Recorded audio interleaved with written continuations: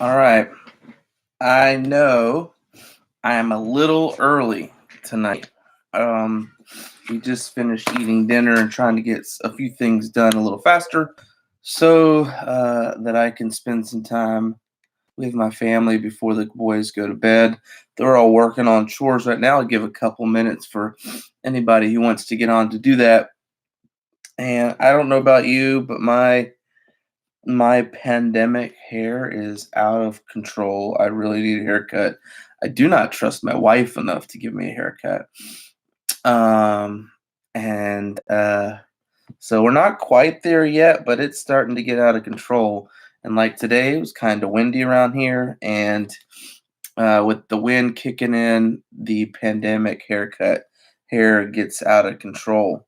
So Ellen, it's good to see you. Melissa, glad you could tune in really quickly tonight and give other folks maybe a minute or two to jump in here because I know I'm early. Hey, Eric, I know I'm early today. Just talking about how close I'm getting on my pandemic haircut, and in the wind today, it got out of control. It was pretty rough. So the only time I really ever look at it is when I see myself in the camera, like I'm doing right now. So, but oh man, I don't. I think we have a pair of clippers here in the house, but I'm not quite ready to put those in the hands of anybody and be like, "Here you go at it." I guess that would be the one time I wish this shelter-in-place, stay-at-home thing would go longer, is if, like, Cassie gave me a haircut and I didn't want anybody to see me. The problem is I have to go on camera at least every week for church. I might have to I'd have to wear a hood like this. People think I'm some kind of monk or something. Uh, for so, if you're tuning in right now, we're just talking about pandemic haircuts, just to give people a minute to get on here because my hair is now out of control. What I want to talk about tonight on these thoughts in the family is we're going to take a jump here for just a minute. Eric says, should let Cassie cut your hair. Not a chance in the world. Well, I shouldn't say there's not a chance in the world. I don't want to eat those words. But I have, I have picture proof of what Cassie haircuts look like. I mean, she gave them to our kids. She gave them to our kids whenever they were younger. They're not pretty. She admits it. So for right now, I'll just stick with what I got. We'll make do with what we got.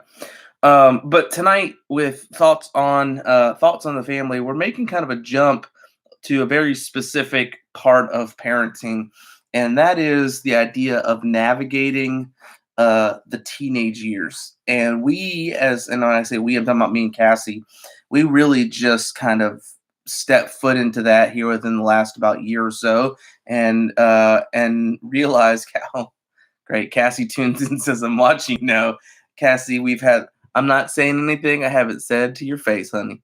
You know that I'm not letting you touch my hair right now. And the pictures I'm talking about are on Facebook for everybody to see. So why don't you just relax, pipe down for a little bit? Yes. I'm gonna guess the mad face that just went by was Cassie. So tonight's subject is marital counseling and and whatnot. Uh, so see, Melissa says I won't cut my boy's hair. I'm terrible at it. And so again, if you're just now tuning in, hey Anita, good evening. If you're just now tuning in, we're talking about pandemic haircuts and whether or not to let your spouse cut them. My wife chimes in after I said that I would not let her cut mine. She's like, "You watch it? I'm watching. I love you, Cassie. You're the best, but I'm not letting you cut my hair." Anyway, some of you were just getting in on the tail end of that, and so you may have no clue what we're talking about, but we want to talk a little bit about navigating the teen years. And we just jumped into that not too long ago, about a year ago ourselves. And so this is uncharted territory for us as well, but there's still some really important biblical principles I think are good for us to look at and to discuss. And when Gabe turned a teenager, we realized at that moment that we were going to be parents of teenagers for the next 13 years or 14 years, something like that. We were going to have a teenager all the time for the next 13 to 14 years of our life. We will have a teenager in the house, and some of you are in that same situation as well. And sometimes we can get so overwhelmed and so worried about these teenage years because of kind of what's going on in a teenager's life, that we underestimate the potential and the ability of teenagers. In preparing for the study, some things that I was reminded of, a man by the, or boy, I should say, Louis Braille, and I'm sure you can guess what he did. Louis Braille invented the Braille system for blind people to be able to read at the age of 15. Um, PFC Jack Lewis, who was in the Marines, earned the Medal of Honor 5 days after turning 17 during the Battle of Iwo Jima, and he had already been a Marine for 3 years. Pele scored 6 goals in 4 games to help Brazil win the 1958 World Cup at the age of 17. John D. Rockefeller started his first company at the age of 19. Steve Jobs collaborated with John Wozniak to start Apple, and Steve Jobs was 19 when that started. Bill Gates co-founded Microsoft at the age of 19. And we could go on and on and on with the potential and the possibilities of teenagers. And so the question that we want to ask ourselves is, how can we make them as fruitful as possible? And you may be sitting here and you may be thinking to yourself, I don't have teenagers. You may think to yourself, I don't have kids yet, or I have really little kids, but those days will be here before you know it.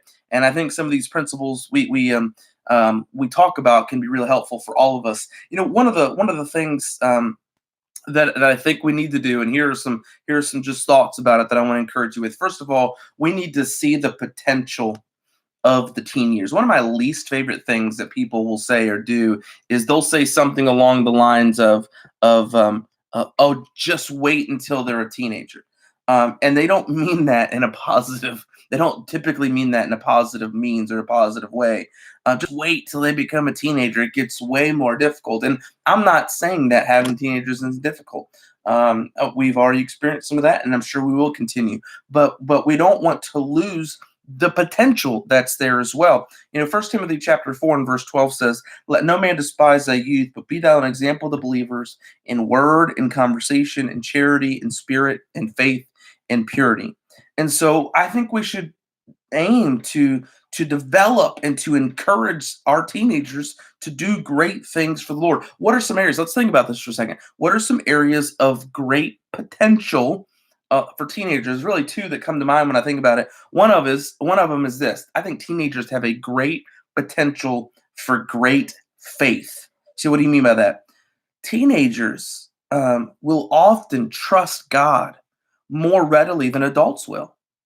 They're more ready to just trust the Lord than adults will. I think about David when he was a shepherd. He was just a young boy. First Samuel chapter 16 and verse 18 says, "Then answered one of the servants and said, Behold, I have seen a son of Jesse the Bethlehemite that is cunning and playing, a mighty valiant man, a man of war and prudent in matters, and a comely person, and the Lord is with him." Here's a teen. He's a teenager who does his chores. He works on his music lessons. He has physical strength. He has relational skills. He walks uprightly. And then we go to First Samuel chapter 17, and his dad asks him to go to deliver some bread and cheese to his brothers who are on the front line of this war. And he walks out there, and there's Goliath, and Goliath is challenging Israel.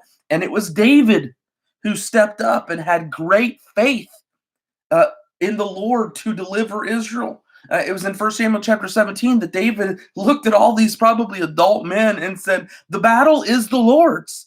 Um, One of the best things that we can do is to help encourage and build the faith of our teenagers.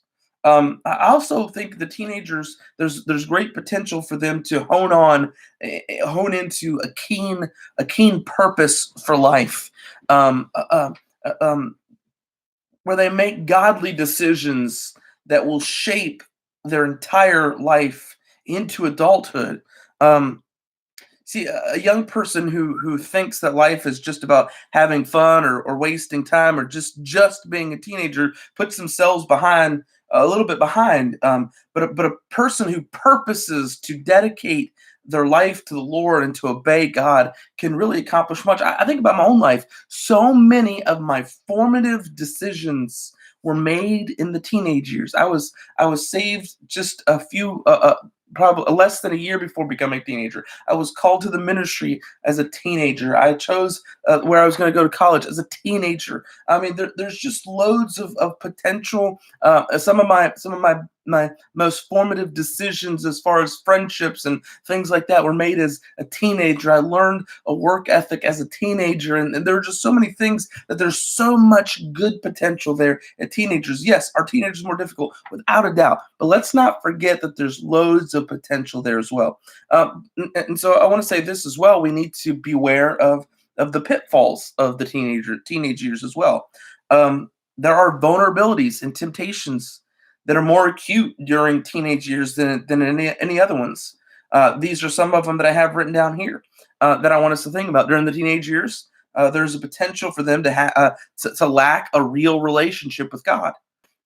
They may go to church and they may go to Sunday school and they may go to a Christian school and they may follow all the rules, but they've never made their faith personal. It's always been mom and dad. It's always been mom or dad that led devotions. It was always been mom or dad that said, let's go to church. It's always been mom and dad that said, you're going to this youth outing. And so it's important for them to develop their own relationship with God. One of the biggest blessings as a parent, and this happened a couple weeks ago. This is before this pandemic even started. I think it was probably back in February. So I just walked up to go. I was in the boys' bedroom for something, and I just looked up in Gabe's bed. I pulled up the pillow there, and he always has stuff under his pillow. But he had a book that he was reading, and he had his Bible. They're both sitting there by the head of his bed. And there's been multiple times I've walked in late at night, and Gabe was reading the Bible by himself.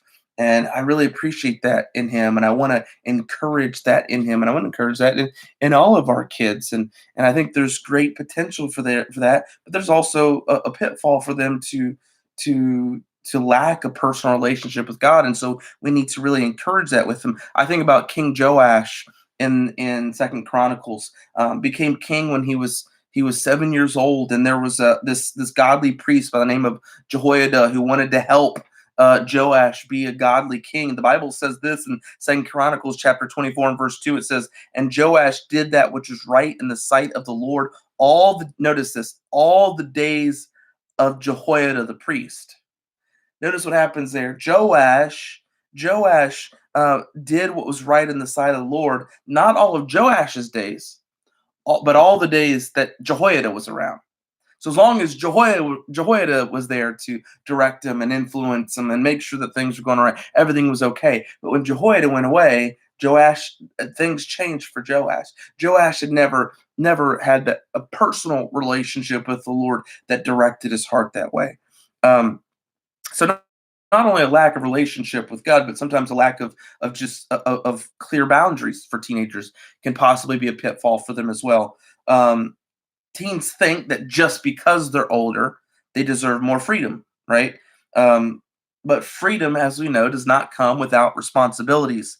It's important for you to let them know, hey, these are the limits. Yes, you have some more freedoms. Yes, you're going to have some more opportunities. But you also have these responsibilities that go along with them. These are the limits, and you need to respect these limits.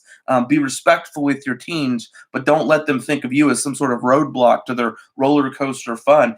You have to sit down like, hey, yes, you are now a teenager, and you might have your own driver's license, or your curfew may be a little bit later, or those kinds of things. But have really clear set boundaries on, hey, these are still the rules, and you still live in my house, and still have to follow those, and not think that just because they're a teenager and they're free to do whatever they want to.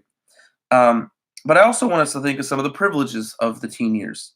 It's kind of weird because I just kind of missed this time frame, but it seems like there are lots of people that are well into their late 20s and 30s who are still living with mom and dad and still mooching off of mom and dad, who never learned to assume responsibility, who never learned to make decisions on their own, who never learned to live an adult life.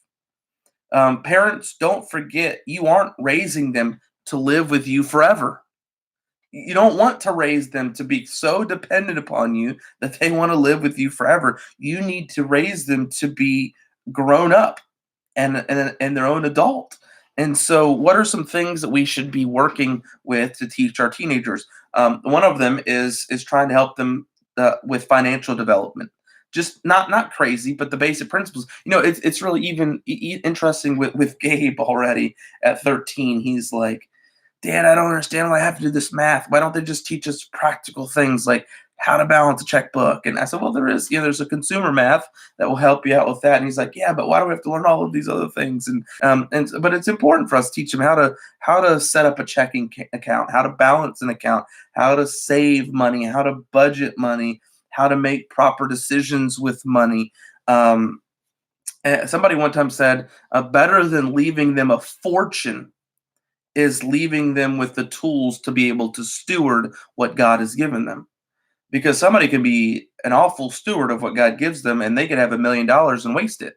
Or somebody could have $1,000 and be a really good steward of what they have. And I would rather leave our kids with the abilities to steward whatever God gives them.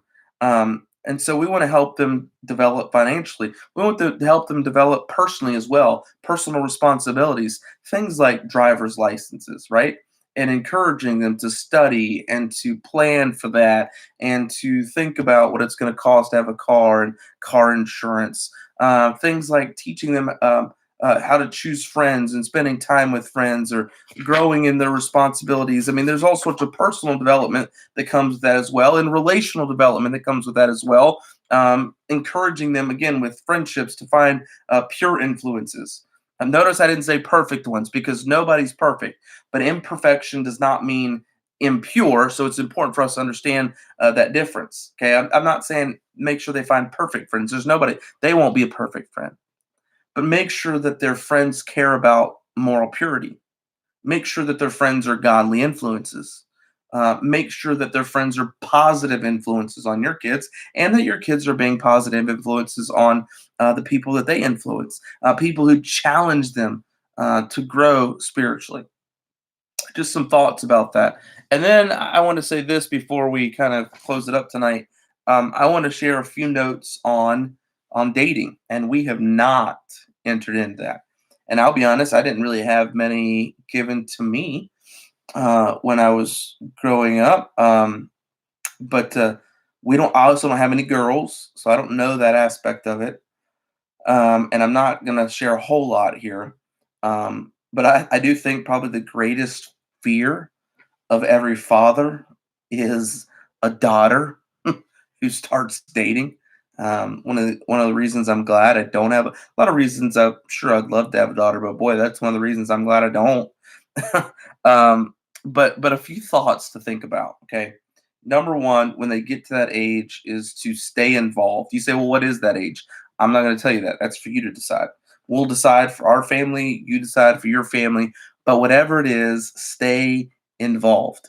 Um, and by the way, the time to talk about dating and marriage and purity is before they're heart deep into a relationship.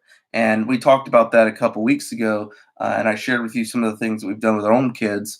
But the time to talk to them about these things is before they enter into those things. Um, so set some ground rules. And again, those will be different for each family, but there are a few of them that you can consider. Encourage them to have relationships where the primary purpose is the glory of God, even in their dating relationships. Yes. And I know Cassie's watching right now, but we would both agree that probably some of the best times in our dating relationship was when we weren't even together. I was in Florida, and I think she was in South Carolina or maybe Pennsylvania. I'm not sure. I think she was, I don't remember where she was living at this time. She might have still been in Pennsylvania. And we would just talk by the phone a couple times a week, and we memorized scripture together. And I would read over the phone. I would say one verse, and then she would recite the next one. Then I would recite the next one, and she would recite the next one. And so we wanted that part of our relationship to grow at that time. And so encourage them to have the glory of God as the primary purpose in those relationships. Encourage them to seek out prayer and counsel, especially as they get older and these relationships become more serious. To have them ask you for prayer and counsel, or to ask other people that they trust or know, or who they respect, whether that's grandparents or a teacher or a coach or something like that. Have other people praying for them and giving them counsel. Another big one, I think this is a huge one to keep an eye on as your kids become dating or start dating, is pay attention to their outside friendships outside of that guy and that girl. You say, why is that so important? We got to make sure that they are not in a relationship that's becoming clingy or controlling, where it's always just those two together, and the guy is made to feel guilty if he spends time with his guy friends other than being with her, and when he's out with his guy friends she's constantly communicating with them, or he's always controlling her and telling her where she can be or where she can't be. So pay attention to all of those other friendships. You want them to have well-rounded friendships beyond just that one relationship. Encourage them to spend time with families, and have their significant other spend time with you and your family. Allow your young person to spend time with their family, getting to know them. And then purity is a big one. And whatever boundaries you set, communicate them early and stay on them, and let your teenager know the expectation about um, your expectations concerning that. And then patience as well. um, Teach them to be patient. They'll have the rest of their lives to be with that person.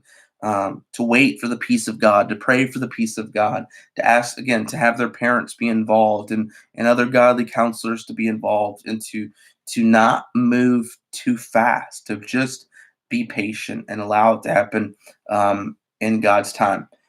As your children prepare for marriage, they're often thinking about the bliss that awaits in the married life. But as a parent, the post wedding joy is seeing our children begin homes that are pure and holy. Third John chapter 4 says, third John and verse 4 says, I have no greater joy than to hear that my children walk in truth. These joys, the joys that come with that, are worth the hard late night conversations, the frustrations, the sacrifices along the way. Um, to watch children whom God has, who God have has given you the privilege of raising, to watch them embark on a life of faithfulness to God is a rewarding joy, and I think we all desire that. And again, this is not totally inclusive of everything, but just a few thoughts about navigating the teenage years. See the potential. Yeah, there's some struggles. Sure, see the potential that's there. Okay, a faith in God, a purpose to life. See the pitfalls, the fact that they need to take on their own spiritual relationship with God, and they're having new responsibilities that need to be cared for and watched over. Don't forget the privileges. We're getting to teach them how to develop financially, how to develop personally, how to develop relationally, and then again, just some of these thoughts on dating, the idea of staying involved, setting ground rules, prayer and counsel, watching outside friendships, spending time with families, purity and patience. Just some thoughts again to think about. Like I've said before, everything that's here you may not take in, but some of it you may hold on to, remember, and apply later on. Tomorrow night, and I know I have tomorrow morning in Psalm 18, but tomorrow night we are going to talk about being a praying parent. And no matter the age of both the parent or the child, your children can be an adult. Your children can be just a newborn. They desperately need a praying parent, and we're going to talk about a little bit about what that looks like tomorrow night. And it may extend into 2 nights, but we're going to definitely jump into that tomorrow night. So be sure to tune in and see some of that on being a praying parent. And I hope it can be an encouragement to you. Hope you guys had a great day. I hope and again, if you missed the early conversation, it might not make any sense to you, but I hope your pandemic hair is doing well. And I'm going to cut off this video and go downstairs and make sure that my wife still loves me and doesn't have my bags packed to kick me out of the house. You say, "What are you talking about?" Go back and watch the beginning of the video, and you'll see here in just a minute. I know she loves me, and I know she'll be so happy to see me and my hair. So, all right, we'll talk to you guys later. Have a good evening.